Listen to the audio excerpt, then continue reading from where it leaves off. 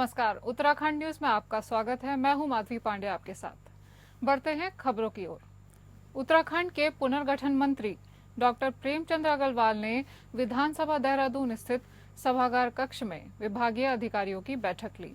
इस दौरान उन्होंने अधिकारियों को जरूरी दिशा निर्देश भी दिए।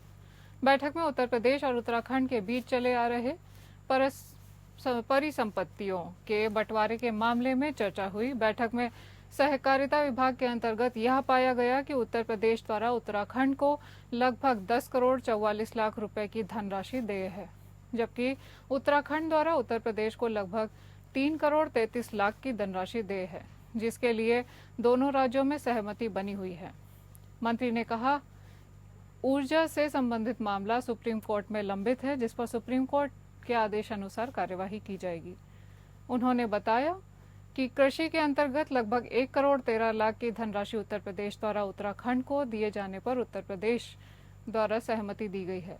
वहीं मंत्री डॉक्टर प्रेमचंद अग्रवाल ने कहा कि वन और सिंचाई के कुछ मामलों में बातचीत अभी लंबित है, जिस पर विभागीय सचिव स्तर पर आगामी 10 दिनों के भीतर बैठक कर मामलों का निस्तारण किया जाएगा।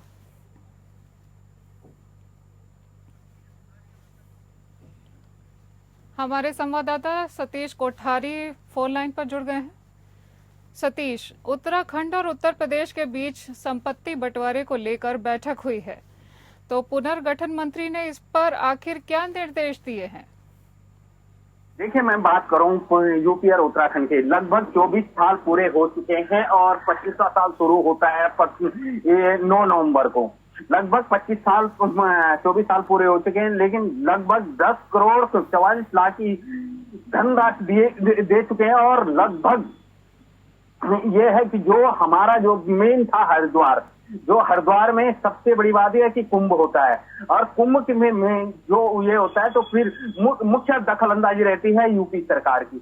वही मैं बात करूं, चाहे मैं टिहरी डैम की बात करूं, चाहे मैं अन्य काफी सिंचाई विभाग की बात करूं, तो काफी चीजें ऐसी हैं जिसमें कि उत्तर प्रदेश और उत्तराखंड की जो हमारी जो जमीन है, जब हम बंटवारा हुआ था तो कुछ संपत्ति जो है यूपी के हिस्से में उत्तराखंड की आ चुकी है। और मेन ये है कि जो मेन हरिद्वार जो है जहां कुंभ होता है, तो इस मसले पे बैठक हुई और काफी चर्चाओं के बाद ये हुआ कि जो भी उत्तराखंड उत्तर प्रदेश की जो संपत्तियां हैं, जो उनमें जो बंटवारे के समय बांटी नहीं गई थी, जो बीच के समय, उसका निरीक्षण किया जाए और उसका निराकरण के लिए लगातार बैठकें की। पहले भी बैठक करी कि मैं वन विभाग की बात करूं, मैं सिंचाई की विभाग की बात करूं, मैं टिहरी डैम की बात करूं, मैं कुछ कृषि भूमि है उसकी बात करूं, मैं कुछ ये जहाँ कुंभ होता है वहाँ एक देखा होगा आपने कि फिर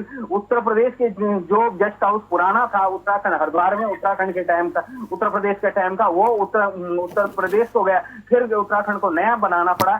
इसको लेकर काफी चर्चाएं हुई और ये किया गया कि जो भी भूमि है और या जो भी गेस्ट हाउस है, जो भी नाले नहर जो भी है, उनको जो है वो किया जाए और निस्तारण के लिए जल्दी से जल्दी बातचीत हल निकाला जाए। जी, जानकारी के लिए धन्यवाद सतीश, बने रहिए हमारे साथ।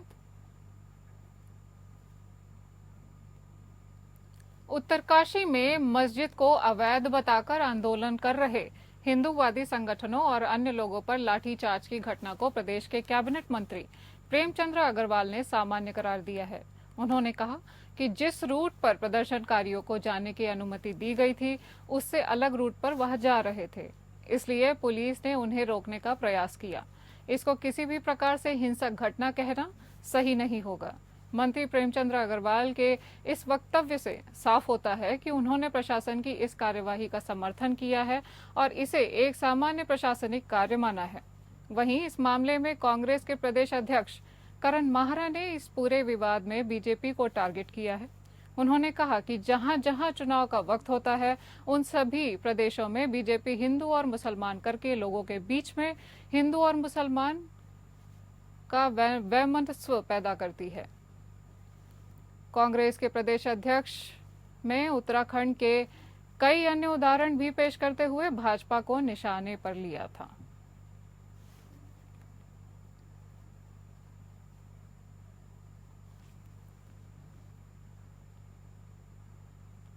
उत्तराखंड में पिछले कुछ समय से लैंड जिहाद, मजार जिहाद, थूक जिहाद, मूत्र जिहाद, लव जिहाद के साथ साथ डेमोग्राफिक परिवर्तन को लेकर लगातार खबरें आ रही हैं। इन मामलों को लेकर मुख्यमंत्री पुष्कर सिंह धामी ने भी अपने रुख को साफ किया है। विपक्ष की ओर से भी सरकार पर कई सवाल उठाए जा रहे हैं। अब शंकराचार्य स्वामी अविमुक्तेश्वरानंद ने भी इस मामले में सरकार पर सवाल उठाए हैं।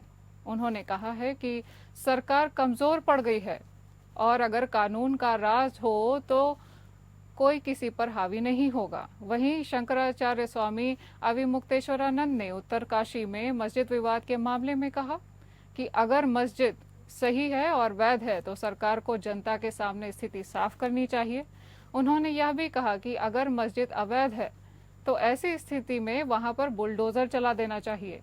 उन्होंने कहा कि जब स्थिति स्पष्ट नहीं है तो जनता आंदोलन करेगी, लेकिन इसमें सरकार को कागज दिखाकर साफ करना चाहिए कि मस्जिद वैध है या अवैध।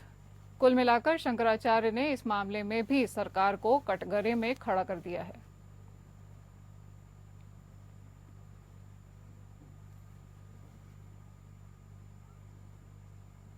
बरसात के बाद प्रदेश में टूटी सड़कों की मरम्मत के लिए मुख्यमंत्री पुष्कर सिंह धामी ने 15 अक्टूबर तक का समय दिया था।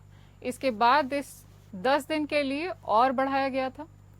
इस पर पीडब्ल्यूडी भी लगातार कार्य कर रहा है, जिसको लेकर पीडब्ल्यूडी अधिशासी अभियंता ने बताया कि हमारी कार्य योजना 2426 किलोमीटर की थी, जिसमें राष्ट्रीय राजमार्ग, मुख्य जिला मार्ग और अन्य जिला मार्ग शामिल किए गए थे। इसमें पैच कार्य 17 अक्टूबर तक पूरे हो चुके हैं। इसके अलावा उन्होंने बताया कि कुछ कार्य कॉन्ट्रैक्टर के डीएलपी में है, उन्होंने भी पूरा कराया जाएगा। आपको बता दें कि मुख्यमंत्री पुष्कर सिंह धामी के आदेश पर हो रहे सड़क मरम्मत का कार्य चल रहा था, जिसमें 10 दिन का और समय दिया गया था, लेकिन वो 10 दिन का समय देने के बाद भी पीडब्ल्यूडी लगातार इस पर काम कर रही है और पीडब्ल्यूडी के काम करने के बाद भी आज तक ये काम पूरा हो नहीं पाया है। मुख्यमंत्री के आदेश निर्देशानुसार अभी तक काम हो जाना चाहिए था, लेकिन आज तक ये काम पूरा नहीं हो पाया है।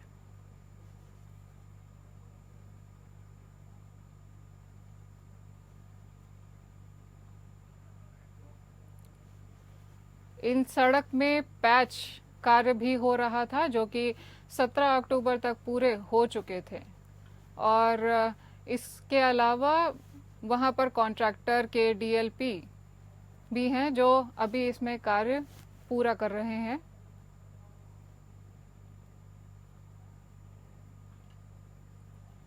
बरसात के बाद प्रदेश में टूटी सड़कों की मरम्मत के लिए मुख्यमंत्री पुष्कर सिंह धामी ने 15 अक्टूबर तक का समय दिया था, लेकिन पीडब्ल्यूडी लगातार कार्य करने के बाद भी इस पर अभी काम पूरा नहीं कर पाया है, जिसको लेकर पीडब्ल्यूडी अधिशासी अभियंता ने बताया कि हमारी कार्य योजना 2426 किलोमीटर की थी, जिसमें राष्ट्रीय राजमार्ग, मुख्य जिला मार्ग और अन्य जिला मार्ग भी शामिल थे।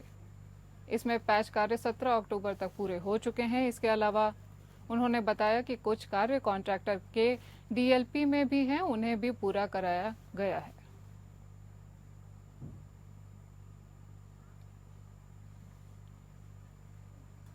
खबर चमोली जिले के गोपेश्वर मुख्यालय की है, जहां पर एनएसयूआई ने छात्र संघ चुनाव की बहाली की मांग को लेकर कॉलेज गेट पर सूबे के शिक्षा मंत्री का पुतला दहन कर अपना विरोध जताया। उन्होंने कहा कि सरकार जानबूझकर शासन छात्र संघ चुनाव नहीं करवा रही है। यहीं जल्द ही शासन द्वारा चुनाव की तिथि घोषित नहीं की जाती है तो एनएसयूआई के द्वारा अनिश्चितकालीन भूख हड़ताल करने को मजबूर होगा, जिसका जिम्मेदार प्रशासन होगा।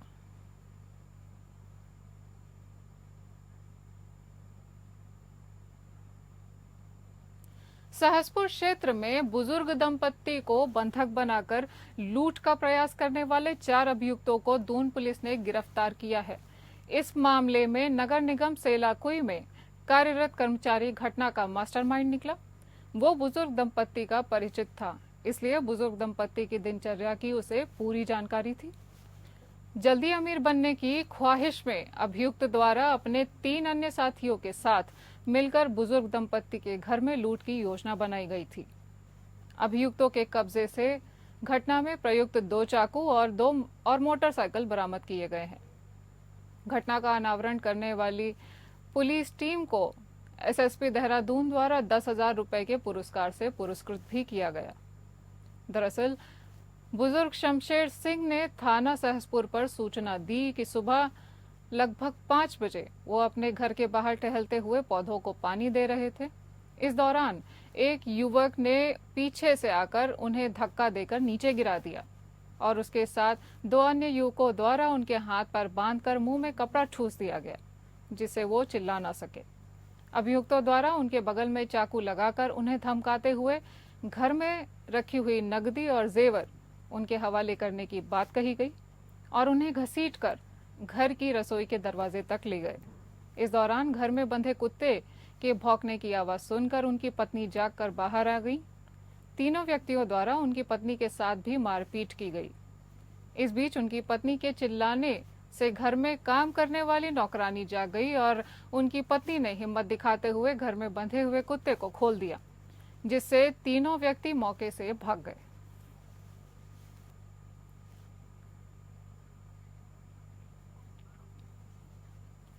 दीपावली को दीपों का त्योहार कहा जाता है। इस दिन हर घर में दीपक जलाए जाते हैं।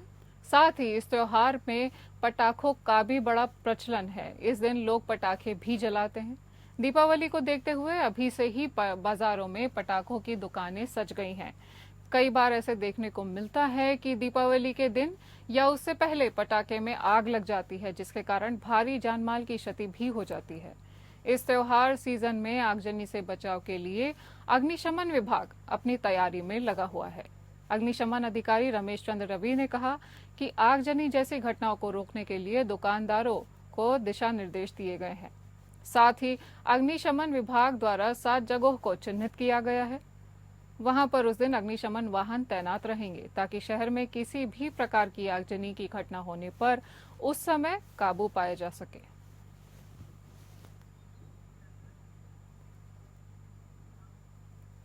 नयार उत्सव 2024 के दूसरे दिन विभिन्न रोमांचक खेल गतिविधियों का आयोजन किया गया, जिसमें प्रतिभागियों ने बड़ी उत्साह के साथ भाग लिया। साहसिक खेल प्रतियोगिता में शामिल राफ्टिंग दलों को स्थानीय विधायक राजकुमार पौरी ने उमरारू से हरी झंडी दिखाकर व्यास घाट के लिए रवाना किया। इस दौरान उन्होंने कहा कि इस तरह के आयोजनों से जनपद पौड़ी को देश प्रदेश के अलावा विदेशों में भी अलग अलग पहचान मिलेगी। इसके साथ ही नयार नदी में कायाकिंग और वाटर स्पोर्ट्स की रोमांचक प्रतियोगिताएं भी आयोजित की गई, जहां प्रतिभागियों ने अपनी साहसिक क्षमताओं का परिचय दिया। गंगा नदी में राफ्टिंग के आयोजन ने भी दर्शकों का ध्यान आकर्षित किया। 3 दिवसीय नयार उत्सव को रोमांचक गतिविधियों और खेल प्रतियोगिताओं के साथ भव्य रूप में मनाया जा रहा है, जो क्षेत्रीय और राष्ट्रीय स्तर के खेल प्रेमियों के लिए आकर्षण का केंद्र बन गया है।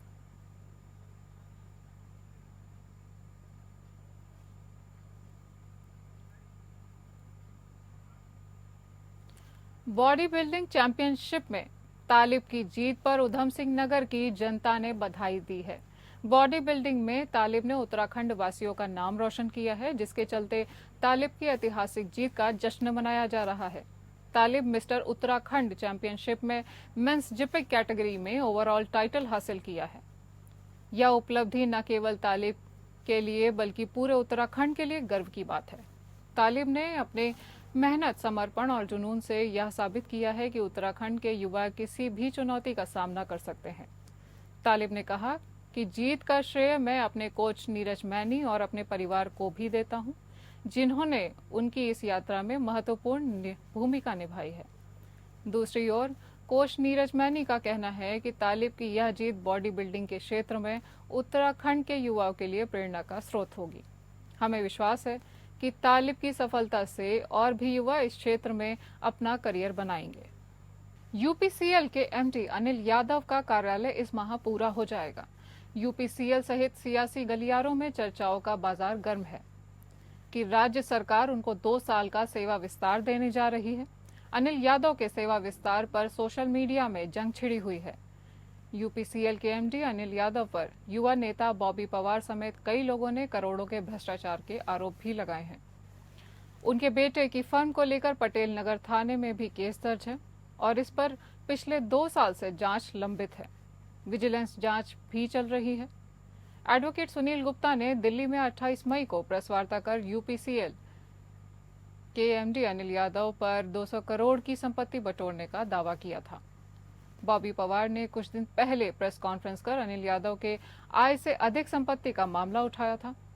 बॉबी ने अनिल यादव पर स्वयं पत्नी, पुत्र और पुत्री के नाम पर आय से अधिक संपत्ति बटोरने का आरोप लगाया है। भ्रष्टाचार अधिनियम के तहत उन पर जांच भी बैठी थी।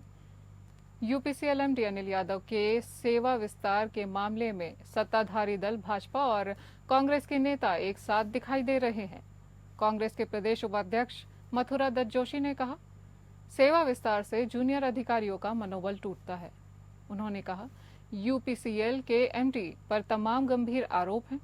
यूपीसीएल में भ्रष्टाचार का बोलबाला है। उन्होंने कहा, विवादित और भ्रष्टाचारी अधिकारी को सेवा विस्तार देकर सरकार भ्रष्टाचारियों को पल्लवित और पोषित करने का काम कर रही है। भाजपा के धर्मपुर विधानसभा क्षेत्र से विधायक विनोद चमोली ने कहा कि वह इस बात के बिल्कुल पक्षधर नहीं है कि सेवानिवृत्ति के बाद अधिकारियों को सेवा विस्तार दिया जाए। सेवानिवृत्ति होनी चाहिए और उसके बाद दूसरे अधिकारियों को मौके मिलने चाहिए।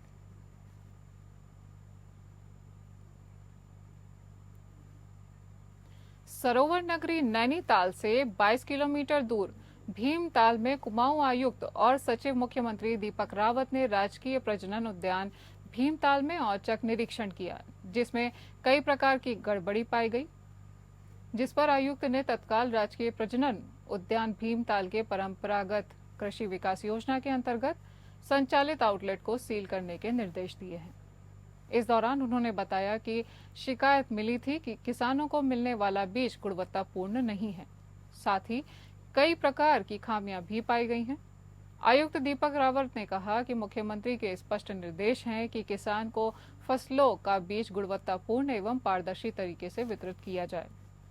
इसी के दृष्टिगत उनके द्वारा भीमताल स्थित उद्यान विज्ञान विभाग के परंपरागत कृषि विकास योजना के अंतर्गत संचालित हो रहे आउटलेट का निरीक्षण भी किया गया, जिसमें कई प्रकार की खामियां मिली हैं, जिसके बाद उन्होंने उक्त आउटलेट को सील करने के निर्देश दिए। साथ ही इस संबंध में किसान को गुणवत्तापूर्ण और पारदर्शी तरीके से फसलों के उपलब्ध कराए जाने के दिशा निर्देश दिए गए हैं।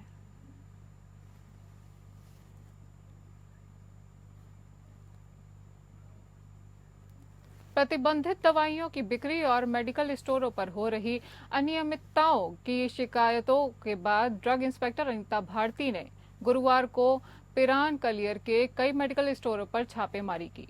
जांच के दौरान सभी मेडिकल स्टोरों पर व्यवस्थाएं सही पाई गईं, फार्मासिस्ट मौजूद मिले और सीसीटीवी कैमरे भी दुरुस्त पाए गए। हालांकि कुछ स्टोर मालिक छापेमारी की सूचना मिलने पर अपने स्टोर बंद कर फरार हो गए, जिन पर आगे औचक निरीक्षण भी किया जाएगा। ड्रग इंस्पेक्टर अनीता भारती ने बताया कि छापेमारी के दौरान स्टोरों में रखे दवाइयों के स्टॉक और उनके रजिस्टर की जांच हुई है। यह सुनिश्चित किया गया है कि स्टोरों में कोई भी प्रतिबंधित दवाई उपलब्ध न हो और सभी रिकॉर्ड सही हों। सभी मेडिकल स्टोरों पर फार्मासिस्ट की उपस्थिति जांची गई है। इस दौरान फार्मासिस्ट ही स्टोर पर मौजूद मिले, जो सामान्य नियमानुसार सही था। हालांकि स्टोरों पर व्यवस्थाएं सामान्य रूप से सही मिली, लेकिन कुछ छोटी मोटी खामियां मिली, जिनमें तुरंत दुरुस्त करने के लिए निर्देश दिए गए।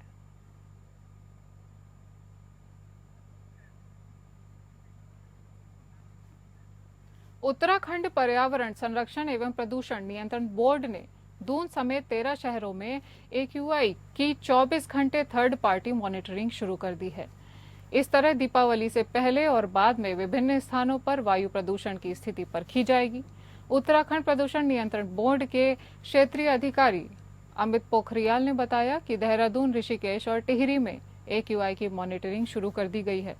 इसके अलावा राजधानी देहरादून के नेहरू कॉलोनी और घंटा घर में भी AQI की मॉनिटरिंग की जा रही है।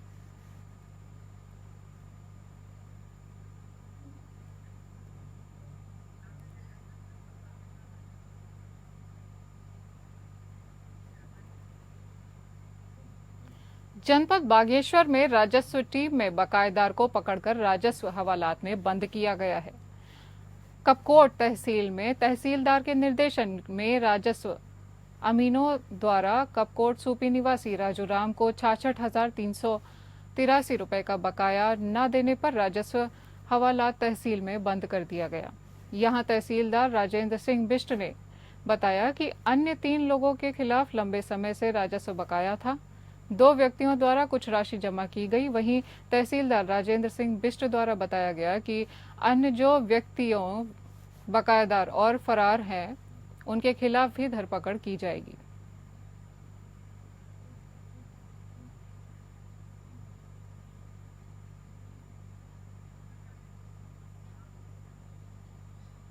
इस बुलेटिन में इतना ही। बने रहिए हमारे साथ। नमस्कार।